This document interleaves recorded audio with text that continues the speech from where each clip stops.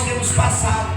Deus tem libertado vidas, Deus tem transformado famílias, Deus tem levantado pessoas que estavam sem esperança, pessoas que não falavam mais em línguas, pessoas que não tinham mais a coragem de ir à igreja, pessoas que estavam pensando em desistir, mas faltava-lhe algo para que isso não viesse a acontecer: o revestimento do Espírito Santo na vida. Hoje nós estamos em um culto de libertação e curas.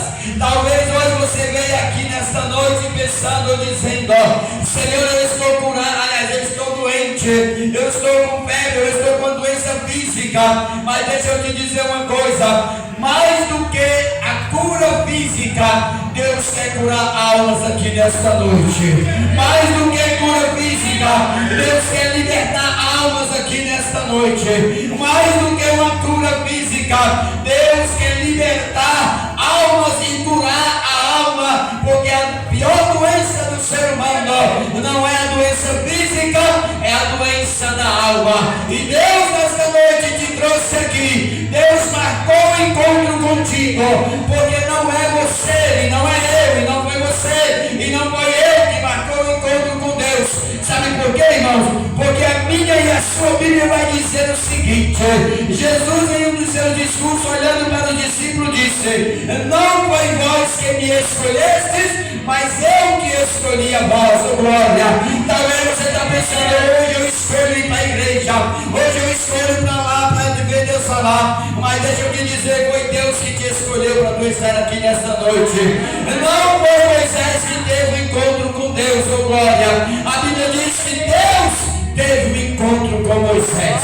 Muitas das vezes o homem tem um encontro com Deus e sai da mesma forma, mas quando Deus tem um encontro com ele, as coisas começam a trabalhar diferente, as coisas começam a ser diferentes. Oh, glória. Meus queridos, a Bíblia relata em alguma das suas passagens sobre a arca.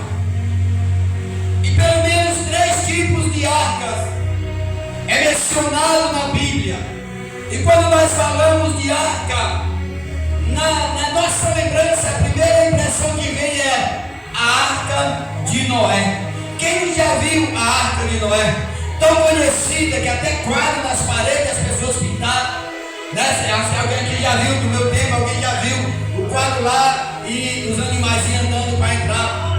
Esta era a arca de Noé. Para que foi feita a arca de Noé? Porque Deus manda Moisés fazer a arca de Noé. Percebamos que nós estamos em um culto de libertação. Perceba que quando Deus manda Noé construir a arca, não era para outra coisa, Alex, se não for para libertar, para salvar vidas. Deus olha em Gênesis 6, 7, 8 e 9. Deus olha dos céus à terra, assim diz a Bíblia Sagrada. E quando ele olha a terra, ele percebe que a maldade humana, a violência, o pecado, a prostituição dos homens estava cheirando mal diante dos olhos do Senhor. E Deus olha dos céus à terra e diz assim: vou destruir o homem que criei da face da terra. Oh, glória. Pega isso aqui, igreja, e redobra a sua atenção para cá em nome de Jesus. Deus olha dos céus à terra, Obreiro Alex, e diz: o pecado está demais, a maldade humana está demais, eu vou destruir o homem que criei. Mas quando Deus se abaixa, a Bíblia diz que Deus, ele é tão grande que ele se abaixa para ver a terra. E a Bíblia vai dizer no capítulo 7 que quando ele se abaixa para ver a terra, ele olha e vê um homem que acha graças aos olhos do Senhor. E o achar graça do texto bíblico não é sorrir, não é gaiateza. Achar graça da Bíblia Sagrada é receber o favor de Deus, porque a palavra graça da Bíblia é favor imerecido. Você não está aqui hoje porque você merece, eu não estou aqui hoje porque mereço, mas eu estou aqui junto com vocês porque o favor de Deus nos alcançou. Glória. A graça de Deus nos alcançou. Glória. A graça de Deus nos alcançou. Glória. A graça de Deus nos alcançou. Glória. Deus resolve destruir o homem que criou, mas quando ele olha, ele vê alguém que ainda faz a vontade de Deus. Deixa eu aplicar isso aqui para a igreja. Da mesma forma, Deus está olhando nos céus todos os dias e está vendo essa maldade. Jovens sendo destruídos todos os dias pelas drogas, pela prostituição, casamentos se acabando, famílias se destruindo, o inimigo selando vidas, ceifando vidas através dos vícios e das drogas. Deus está contemplando. Você sabe por que não aconteceu a destruição ainda? Porque a Bíblia vai dizer que nós somos a luz do mundo e o sal da terra. E o sal ele é feito para temperar. E porque esse mundo ainda não apodreceu, é porque ainda tem uma igreja aqui na terra. Oh glória, que é o sal da terra. Deixa eu ver se você pegou isso aqui. Deus olha dos céus da terra e diz: vou destruir agora esse mundo que criei. Mas quando ele olha, ele vê uma igreja, a arca da promessa. Ele olha e diz: ainda tem ali, ainda tem 300, ainda tem 7.000 que não se prostraram diante da maldade que está assolando esse mundo. Glória, só quem tem, só quem tem, só quem tem, aleluia, só quem tem a graça de Deus na vida, só quem é contemplado a graça de Deus na vida, dá glória para o Senhor. Glória a Deus. Oh, aleluia. E Deus chega para Noé e diz: Noé, faz uma arca. E o interessante aqui, meu pastor, é que Deus ele manda Noé fazer a arca, ao mesmo tempo pregar a palavra. E a luta de Noé para pregar, as críticas que Noé passou, mas no final ele foi recompensado. Aí você pode dizer: pastor Daniel, mas ele foi recompensado como? Se ninguém se converteu. Engano. A Bíblia vai dizer que o que ele mais lutava, ele conseguiu levar para a casa do Senhor, glória, que era a sua família. Hoje não é tudo de família, mas a libertação da sua família vai depender do seu testemunho dentro da sua casa, da sua família, glória.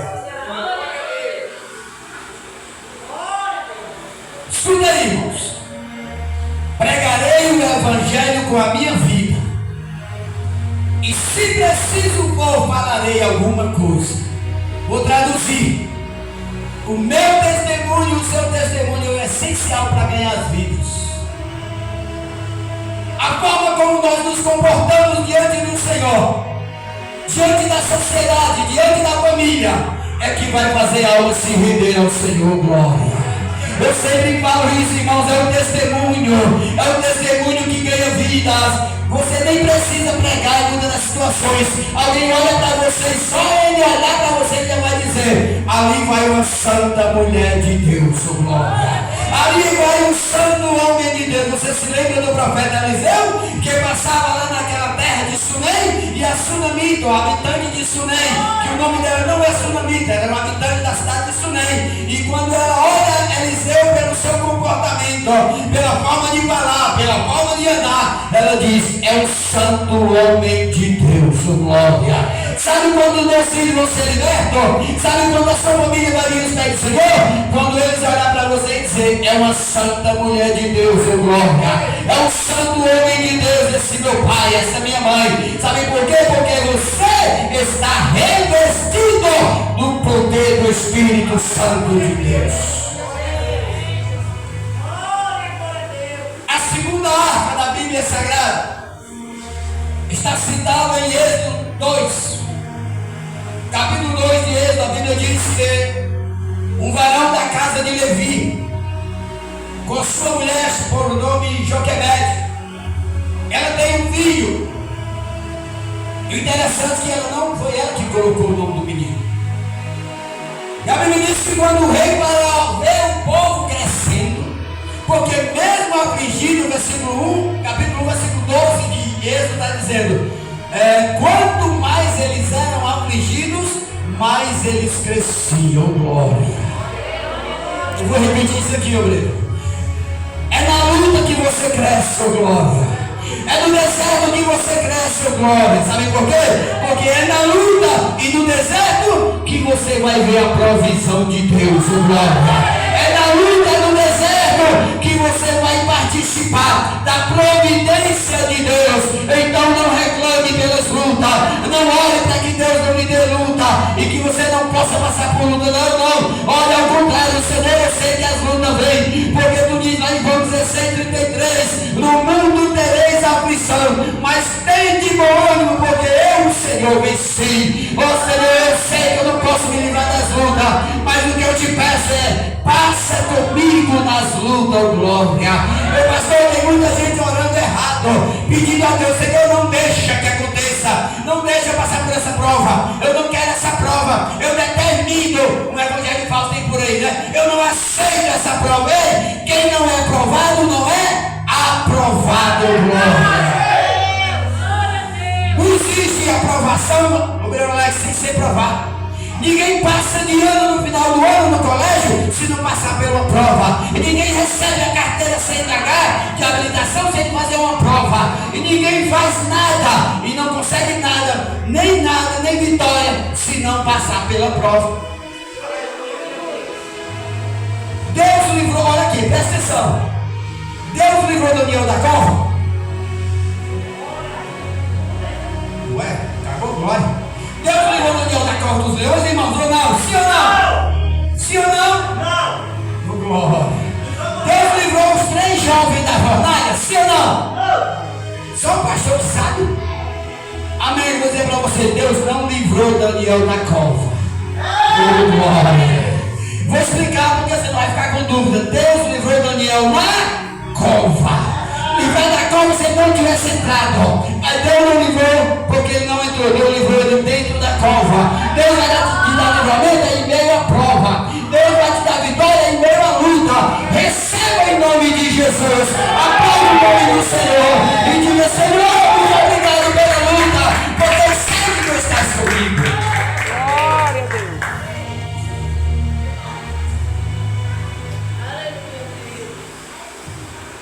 Quando tudo está bem na minha vida, eu já fico preocupado. Quando eu não vejo a artimanha do inimigo contra a nossa vida, recolhendo setas, malignas, eu já fico preocupado, meu filho.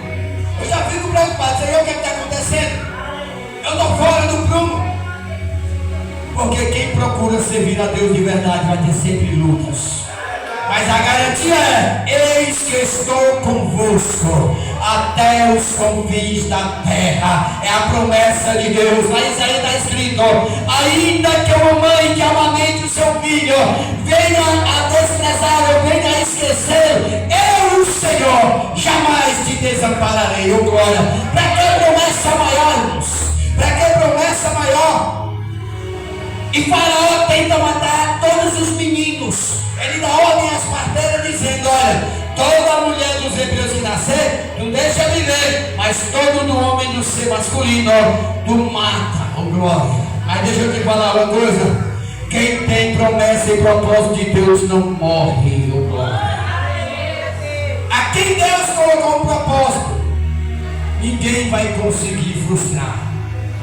Jó 42:2, após Jó resolver conscientizar-se da soberania de Deus, ele diz: bem sei que tudo podes, e nenhum dos teus propósitos podem ser frustrados.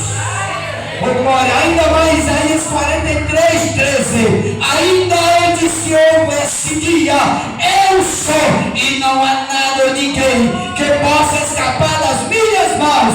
Operando eu, quem me impedirá, oh glória? Sabe o que eu quero dizer, glória? Presta atenção aqui. Tudo que Deus tem preparado para ti desde quando tu nasceu, ninguém vai conseguir arrebatar das mãos do Senhor, porque já está guardado para ti. O segredo é um brado de glória e aplauso o nome do Senhor.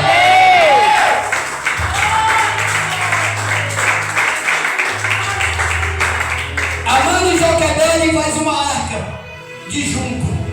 A madeira feita para fazer a arca de Noé era madeira de gofre. A madeira é muito boa, resistente à água, resistente a sol. A madeira de junco é um tipo de ramo que tem na beirada do rio Nilo, lá no Egito. E a Bíblia diz que ela pega ali os ramos de junco e faz a arca. E betuma e coloca ele dentro. E alguém diz, Abriolás, que ele colocou no rio para que o rio levasse. A Bíblia não diz isso. A Bíblia diz que ela esconde justamente junto dos arbustos. Ela não botou o menino, pastor, para levar, porque era propósito de Deus, e propósito de Deus, rio nenhum leva. Ela escondeu lá para depois, quando a poeira baixar, ele pegar o pensamento dela. Mas Deus já estava providenciando tudo. E ela coloca o menino lá, a filha de Faraó, você já conhece a história, não vou me alongar. E aí vai lá e pega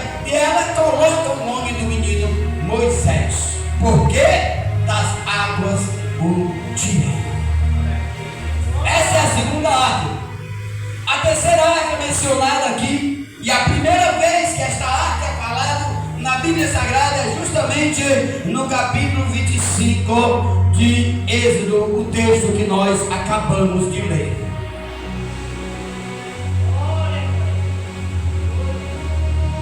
Desde a queda de Adão, irmãos, Deus sempre desejou ter um relacionamento com o seu povo, sempre quis ficar perto do seu povo.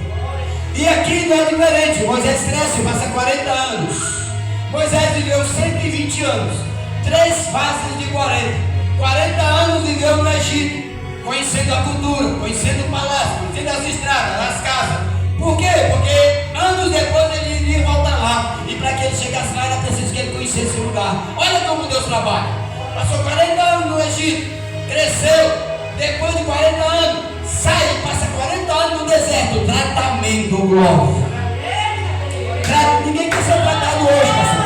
Quer receber as bênçãos, mas não quer ser tratado. Mas Deus me trouxe aqui nesta noite para dizer: suporta o processo, porque a prova é grande, mas a vitória é maior, porque eu, Senhor, estou convosco, glória.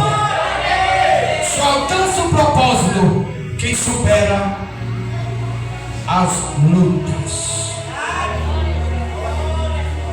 Eu fico às vezes triste com alguém que diz que a minha vida está boa, não tenho luta nenhuma. Eu fico preocupado. Porque quando não tem luta na sua vida, irmão, Deus não tem uma vitória para você. Eu não sei se você compreende isso aqui. Se nós não passamos por provas, não tem como sermos vitoriosos. Que vitória Deus vai me dar? Então suporta a prova, suporta o processo para chegar ao propósito. E o propósito de Deus na tua vida é tremendo. Moisés passa 40 anos no deserto sendo tratado, e um dia Deus resolve encontrar com ele. E quando Deus diz a Moisés: tu vai voltar para o Egito para libertar, o que é que Moisés pensa? Não sou nada, sou gago, vim de lá fugido. Porque uma coisa, irmãos, é ir fora da vontade de Deus, e outra coisa é estar vivendo a vontade de Deus. E Deus não coloca. Deixa eu contar aqui algo bem rapidinho para você. Durante 25 anos da minha vida eu morei aqui nesse bairro, e por 16 anos eu fui um dos mais drogados e viciados e bebarrões desse bairro. Dali um que me conhece, ele não passava em frente da minha casa se eu não tivesse uma garrafa de cachaça e um pratinho lá debaixo da rede de pedra de crack. Morava de favores, e por 3 vezes intentaram contra a minha vida. E a última vez, a terceira vez, me botaram entre uma moto, entre um passageiro e outro, uma moto, me levaram para o quartel viário, madrugada, chovendo, uma sexta-feira como essa, no dia 5 de novembro de 2013, e me colocaram lá e me levaram para me matar. Mas havia alguém que orava pela minha vida, oh glória. Havia uma promessa de Deus sobre a minha vida. Havia um propósito de Deus para tudo aquilo. Sabe por quê? Porque às vezes, irmãos, é propósito de Deus, isso não é regra, isso é exceção. Deus te permite passar por algo difícil para que você venha se lembrar de Deus.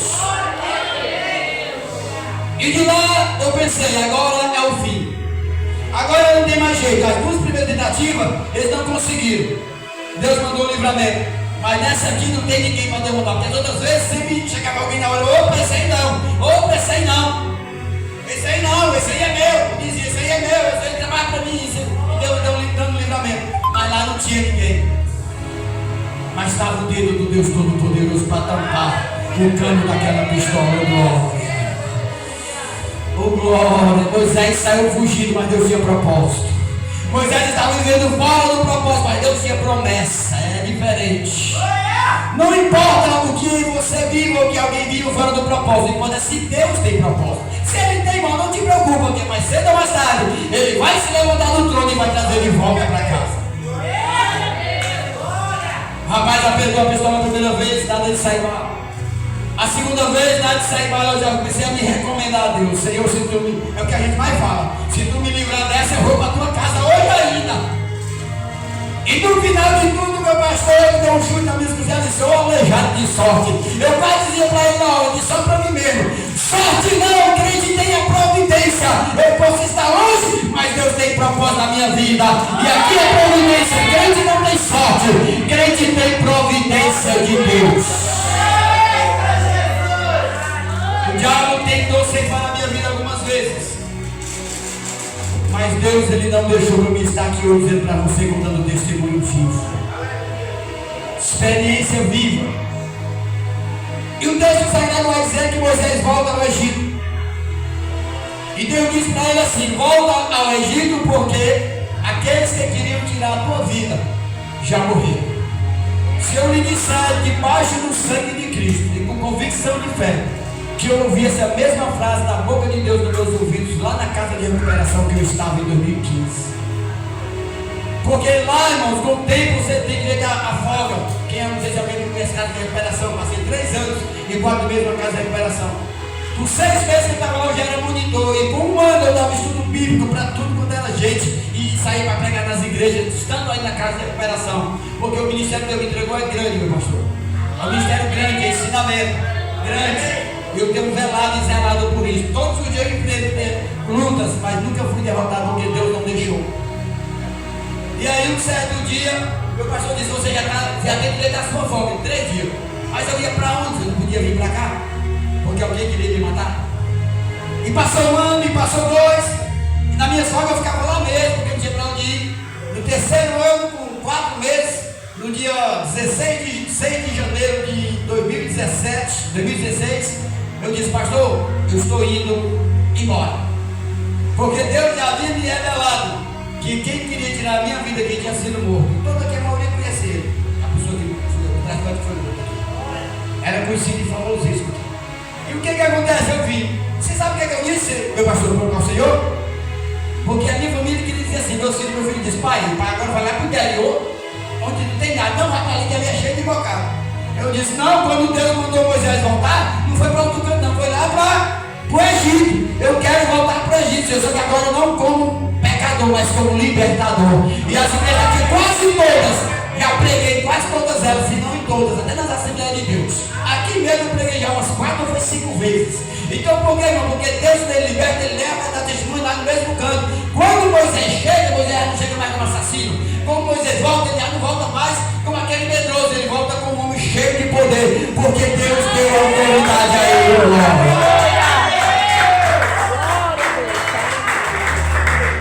Um dia Deus tirou seu povo do Egito, cerca de 1.600.000, porque a Bíblia diz que era 600.000 pés de homens. E se cada homem desse tiver uma mulher, já dá 1.200.000. E se cada mulher desse tiver um filho, já dá mais de 600.000. Ou seja, 1 milhão, quase 2 milhões de hebreus. E no meio do caminho muitas coisas acontecem, os obstáculos começam a aparecer. E um dos primeiros obstáculos é o mar vermelho. E quando eles se sentem encurralados, que não podem ir para a direita nem para a esquerda, por causa das colinas e montanhas, e nem para trás, porque para ouvir, na frente estava um grande mar vermelho. Deus dá um grande livramento, o mar vermelho se abre, através da vida de Moisés, e eles passam. Só que o povo começa a murmurar, porque nós somos assim, nós cristãos, infelizmente, pastor, nossa geração é essa. Se Deus está abençoando, se a conta está gorda, a mulher está bonita, os filhos estão com saúde, a geladeira está cheia, é glória para aqui e glória para lá. Mas quando as coisas começam a apertar, a primeira coisa é que Deus é esse. Me abandonou, mas eu prego para uma igreja que reconhece o poder de Deus, tanto na prova, como na bonança, tanto na alegria como na dor. Porque é uma igreja que não busca a Deus pelo que Ele pode dar, mas sim pelo que Ele é, glória. Paulo diz: eu sei viver na escassez e na bonança. Ele estava dizendo: eu adoro a Deus, tanto com a geladeira cheia, quando nem água tiver nela, eu também adoro a Deus. É porque às vezes, irmão, nós cantamos louvores tão lindos e não compreendemos o que estamos cantando. É um louvor que diz assim: te louvarei, não importa as circunstâncias. Será, irmão? Se as circunstâncias estiver ruim, pastor, será que eu vou adorar? Será que eu sei o que eu estou? Será que eu estou convicto do que eu estou cantando? Porque cantar, irmãos, louvar a Deus é uma coisa séria. E nós somos provados naquilo que pregamos e louvamos. Te louvarei, não importa as circunstâncias. Mas não é o que a gente vê hoje. Às vezes pequenas circunstâncias já nos fazem nos afastar da igreja, da casa do Senhor, da presença de Deus. Mas eu não estou pregando com a igreja assim, eu estou pregando com uma igreja que conhece o poder de Deus, que sabe viver na riqueza, mas também sabe viver na pobreza, sabe viver na tristeza, mas também sabe viver na alegria, porque nós, repito, não servimos a Deus pelo que Ele pode nos dar, mas pelo que Ele é para nossas vidas. Você quer ver? Quando Moisés questiona a Deus e diz: Senhor, quando eu chegar lá e eles me perguntarem quem me mandou, eu vou dizer o quê?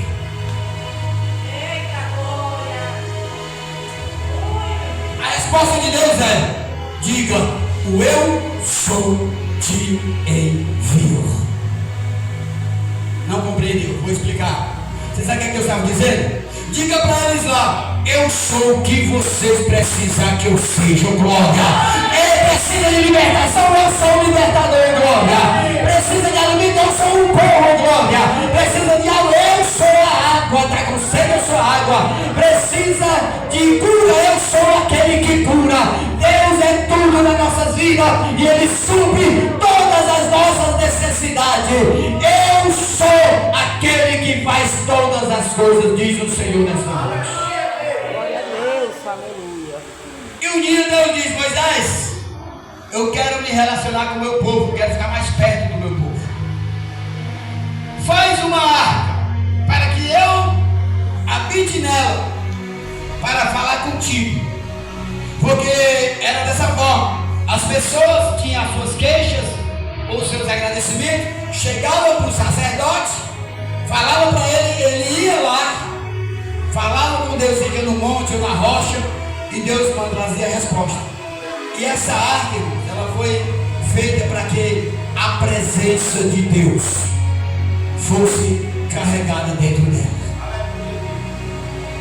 Vou repetir isso aqui: a arca foi feita para que a presença de Deus fosse carregada dentro dela. A arca foi feita para que Deus estivesse presente em todos os lugares onde a arca fosse.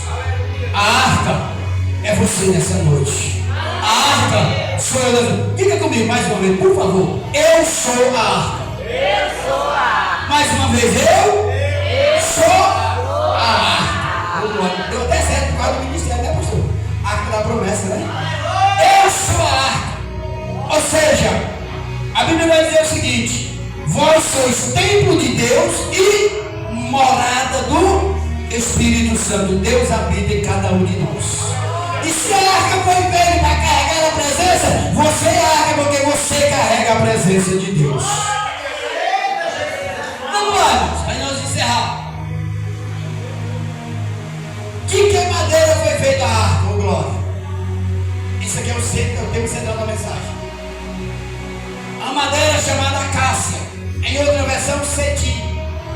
E que tipo de madeira é essa? Porque a madeira de golfe era boa, o junco era bom. E a madeira de acácia? Era boa ou era ruim? Era péssima. A madeira de acácia, meu querido, meu querido, ela era desprezada. Os carpinteiros da época não usavam madeira de acácia. Sabe por quê? Porque a cada 20 centímetros da madeira de acácia não dava para fazer plano nela. Porque além de torta, era cheia de casca, cheia de nó e cheia de espinho. Glória, vê se você pega isso aqui. Glória, a madeira de acácia era desprezada porque tinha nó e tinha espinho. Quantas vezes não olharam para vocês e disseram: esse aqui não tem jeito, não presta para nada, só cadê o cemitério? Quantas vezes olharam para vocês e disseram: essa aqui mesmo não, vai se acabar na droga, vai se acabar no vício, vai se acabar na prostituição, e ninguém liga para ela, ninguém quer saber dela, porque ela não presta, ninguém dá oportunidade, porque ela não presta, porque é assim que a sociedade olhava para mim e para você, glória.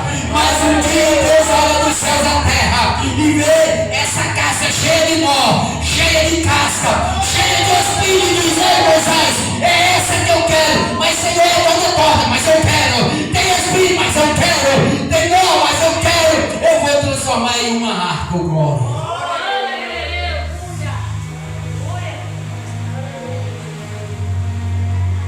Moisés pega a madeira, começa a trabalhar.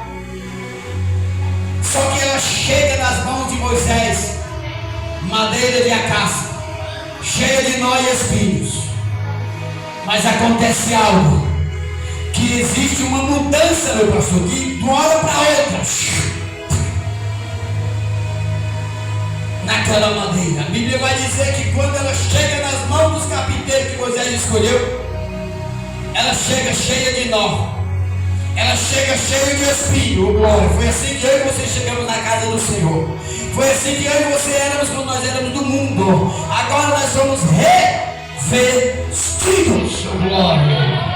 Mas quando o carpinteiro pega a madeira de acácia ou brilolax, cheia de nó e espinho, ele começa a lapidar. Oh, glória. Ele começa a tirar os espinhos, a cortar os nós, a fazer um plano. Sabe por quê?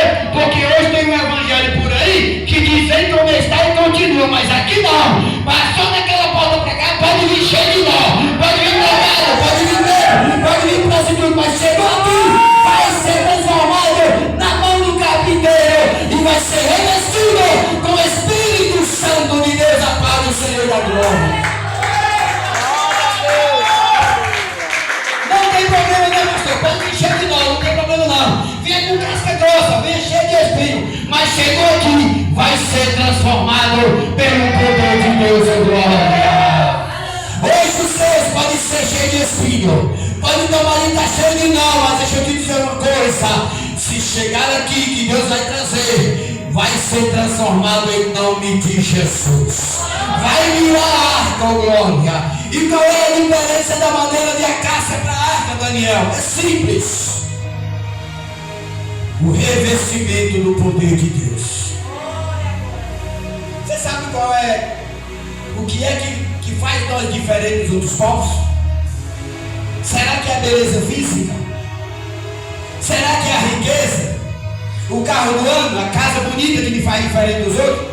Não, a resposta está lá em Êxodo, capítulo de número, oh glória, me faltou a memória, mas eu vou chegar lá, 18 e versículo 17, vai dizer, sabe o quê? Moisés dizendo para Deus, quando eu disse assim para Moisés: Moisés, eu não vou mais com esse povo para a terra, porque se eu for eu vou matá-lo. Aí o que é que Moisés diz? Se tua presença não for conosco, não nos faça subir daqui. Aí no versículo 17 Moisés diz assim: por acaso não é em tu, está em nós, que nós somos diferentes, oh glória. Vê se você pega. A diferença de você para os outros não está na riqueza, não está na beleza física, não está no sapato bonito, na roupa linda e cara, não. A diferença de você para os outros povos é que tem a presença de Deus na sua vida, oh glória.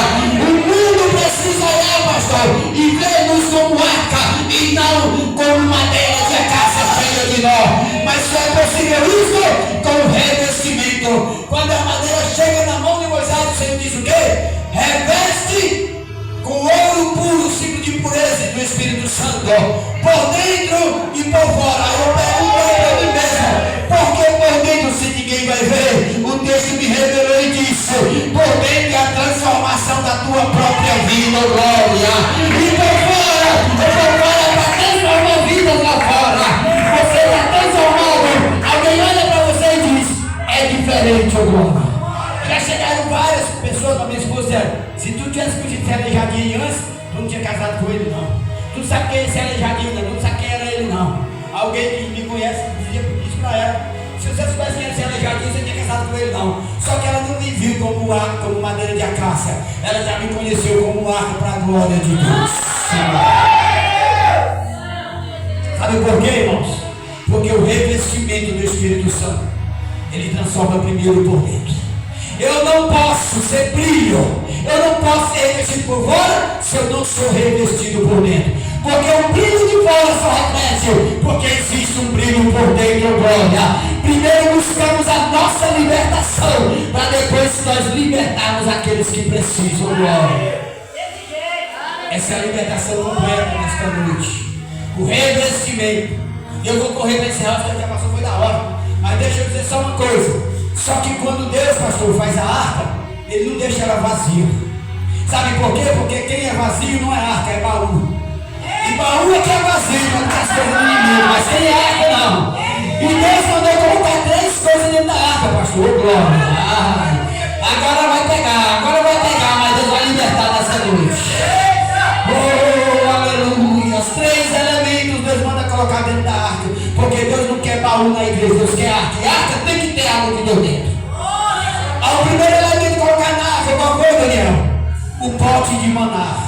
Aquele mesmo lá no capítulo 16 diz, quando falta pão, quando falta alimento, e o povo chega para Moisés e diz: Deus tirou nós de lá para morrer aqui. Eu prefiro comer os coentros, os tomates, o pimentão lá do Egito. Mas o Senhor olha de céus à terra e manda maná. E esse pote de maná que foi colocado na arca representa Cristo na nossa vida. Representa a provisão de Deus. Oh, glória. Quem é arca, pastor, tem provisão de Deus. Quem é arca tem alimento para alimentar as almas sedentas. Chega desse negócio de alguém chegar e dizer: irmã, olha aqui pela minha filha. Peraí, que eu pego aqui o saco do pastor, vou chamar ele a pastora. Não, você é arca, você tem provisão. Tem que ter alimento para dar àqueles que pedem. Glória. Outro dia eu vim no culto da minha esposa e uma mulher saiu de cabeça baixa, dizendo: vinha angustiada, passando no meio da fila dos irmãos, oi, pastor, ora por mim. Eu não fui dizer: peraí que eu chamava o pastor, presidente do ministério, para orar por você. Vou pegar aqui o saco do pastor. Não. Eu disse: agora mesmo, eu dei uma mão bem da rua, precisamos orar por ela. Quando terminou, eu falo para minha esposa, falando para as pessoas que estavam mais nós, dizendo: olha, eu saí de casa angustiada e saí desesperada por causa da minha família, eu ia me jogar debaixo daquele olho que ia passando ali. Se nós não temos provisão de Deus, se você não tem provisão de Deus, e a vizinha pede para você orar durante o dia que o pastor está trabalhando e a esposa dele também. Quem é arca tem que ter provisão de Deus. Tem que ter alimento, palavras. Eu passei um tempo desempregado e fui vender bombom dentro dos olhos, pastor. Desisti. Porque eu mais pregava do que vendia bombom. Quando eu pregar, na minha vontade de bombom, desci do outro, pegava o outro, pregava de novo. Eu digo: não, senhor, me dá o trabalho que esse aqui falava que não pregava. Porque eu via um povo e ficava assim, e dizia: amém, meus irmãos, sou cristão para a glória de Deus. Ele quer ficar assim. Sabe, só vontade assim: vai, fala, eu quero falar, mas você não fala. Então não é arca, é baú. Baú aqui não tem nada. Mas eu creio que eu prego para uma igreja que tem a provisão de Deus. Eu prego para uma igreja, meu pastor, se pedir oração, eles não vão lhe ocupar lhe chamando, não. Se o senhor tiver na hora, amém. Para ungir, para orar. Mas se não tiver, elas mesmas, assim, irmão meu, vão levantar a voz de oração e Deus vai curar. Porque o Deus que cura, Ele opera diante das nossas orações. Quando nós estamos sendo arca diante da sua presença. Primeiro elemento, pote de maná. Temos que ter a provisão de Deus dentro de nós. Segundo elemento, as duas tábuas da lei com os 10 mandamentos. Pega mais um pouquinho, mas vai dar certo. Vai ferir, mas vai sarar. Sabe? É que muitas das vezes alguém quer ser arca, pastor, mas não vive os princípios de Deus. E quais são? Está aqui. Todo dia o pastor prega isso aqui, que é os princípios de Deus. Aqui nem proíbe nem manda fazer, aqui só ensina como se livrar. Então o que acontece? Para Deus tirar o povo do Egito, Ele fez o que, irmãos? Mandou o quê? 10 pragas. Sim ou não? Sim. Para tirar o povo do Egito, tem quantas pragas? Quantas pragas, irmãos? 10. Mas para manter, irmão, o povo fora do Egito, Deus mandou 10 mandamentos. Esses princípios jamais podem ser quebrados nas nossas vidas. Igreja que é arca, crente que é arca, não pode viver fora dos princípios de Deus. Ai, mas eu gostaria de fazer isso. Amém. Mas o que é que Paulo diz? Todas as coisas me são lícitas. Ou seja, eu posso fazer o que eu quiser. Mas convém eu como arca fazer? Não. Por quê? Porque nós temos princípios. Irmãos, eu nasci dentro de uma casa que tinha princípios. Um dia eu passei, meu pastor, lá no meio entre um pastor da minha igreja e o meu pai. Eu passei no meio. Meu pai só fez olhar. Minha mãe olhou e disse: pode passar a chorar, você vai apanhar. Foi tiro e queda. Quando o pastor saiu, ele vem cá. Mas o pastor já foi embora, mas é dentro, não importa, vem cá. O que foi que eu lhe ensinei? Assim, você quebrou o princípio. Hoje não tem mais princípio. Hoje o pai está falando com o outro irmão. Aí ontem eu fui na casa do pastor. Mentira, pastor, eles de onde? Não vou mentir, não. O menino se veste, o menino toma controle, o menino toma celular. Não estou doutrinando, irmão. É a realidade do dia. A nossa relação é essa. Os meninos hoje que mandam na casa. São meninos, nós temos netos, eles são birreiros. Pega o celular. Agora não, está descarregado. Não dá, aí termina. Pega, para chorar. Nós não temos mais princípios. E sem princípios, não dá. Deus. Eu creio que a arca vive os princípios de Deus, o glória. Porque tem que ser Deus na frente que também vive os princípios e prega os princípios. Não importa, irmão, se fique só 2 ou 3, mas que estiver dentro do princípio de Deus, dentro da vontade de Deus, dos mandamentos de Deus, cumprindo o mandamento, pode ter certeza, a vitória é garantida em nome do Senhor Jesus.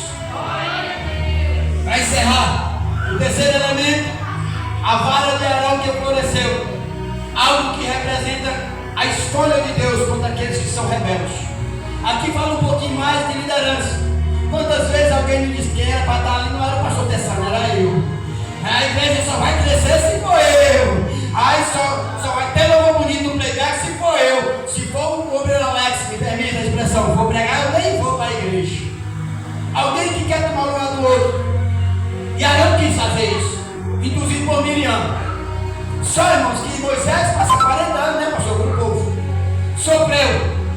Tentaram matar Moisés várias vezes, mas ele não desistiu, sabe por quê? Porque quem Deus escolhe, tem chamado, não desiste. Vai sofrer, mas não desiste, ô glória. Um dia Deus chega para Moisés e diz: Moisés, sobe no monte, que eu vou tirar desta mão da lei. Moisés olha para Arão e diz assim: Arão, eu vou ali falar com Deus 40 dias, fica aqui no meu lugar. E apenas aquele que queria tomar o lugar de Moisés só ficou 40 dias. O que aconteceu?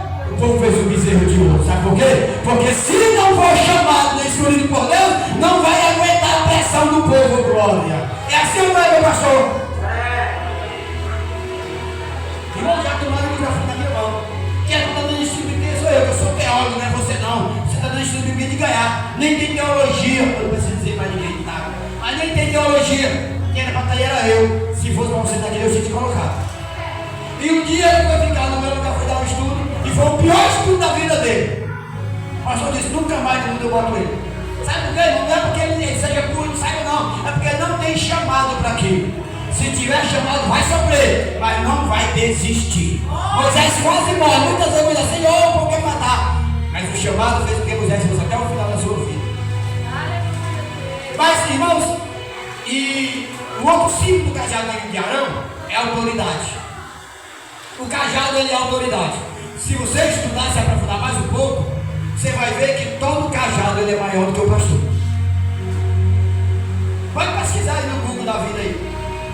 Todo pastor que eu vejo tem um cajado e ele é maior porque é ele que representa a autoridade.